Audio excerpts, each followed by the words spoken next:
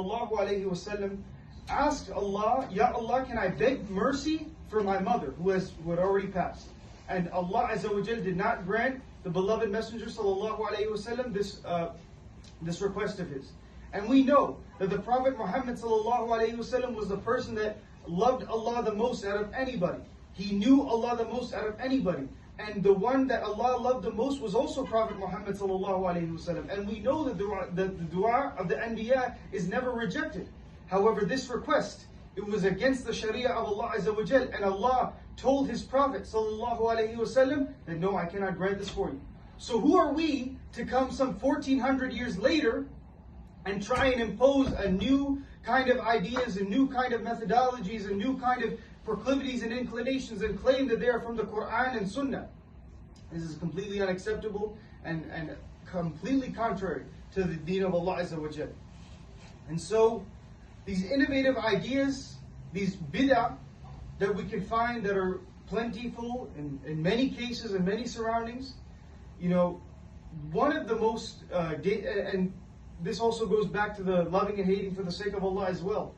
Because now we have people that try and claim things that use the words of Islam and Quran to promote faulty ideas that are not in line with the Quran and Sunnah. And let me give you an example. So, I'm not a member of this organization, this MSA. I am simply an individual who wants good for you all and wants to educate you about the deen of Islam. And so, in this mission statement of this MSA, it reads, and I'll read you a small part of it, that we affirm all Muslim students, but not limited to Sunni, Shi'i, Ahmadi, Sufi, Ibadi, and Quranist Muslims.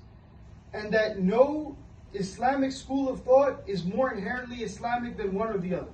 Now there are a couple of problems with this statement in and of itself, so let's just get into it. Ahmadis deny that the Prophet Muhammad sallallahu alayhi wasallam was the last messenger. Some of these people mentioned in this mission statement aren't even Muslim to begin with. Let's just make that blatantly clear for everyone here.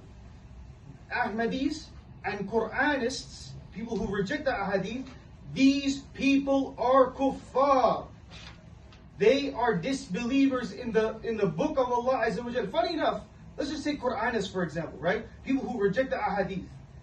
In the Quran itself, it tells you, follow Allah and follow the messenger. And we all know that the messenger of Allah sallallahu alaihi wasallam, he does not speak from his whims and desires.